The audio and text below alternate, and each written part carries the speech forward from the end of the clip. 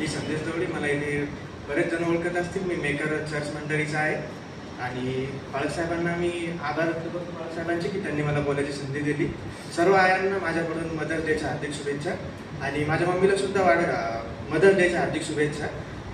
आईबद्दल बोलायचं झालं म्हणजे बरंच काही बोलायचं म्हणजे मी कॉलेजला जातेच असताना आई नेहमी सतत मला म्हणते मोटरसायकलवर अपडाऊन करतो की तू आरामात जात जा, गाड्या वगैरे बघत जा, हळू जा.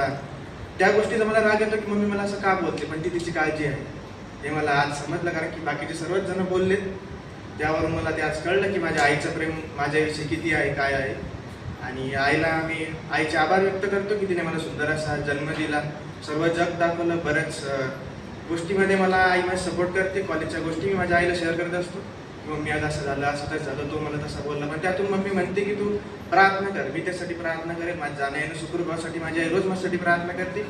आणि ख्रिस्तानी सुंदर अशी देणगी मला माझी आई दिलेली आहे. मी ख्रिस्ताचे देखील आभार व्यक्त करतो आणि माझ्या आईचे देखील आभार व्यक्त करतो. मी माझ्या आईचा आयुष्यभर ऋणी राहील असं मी माझ्या आईला सांगतो. थँक्यू.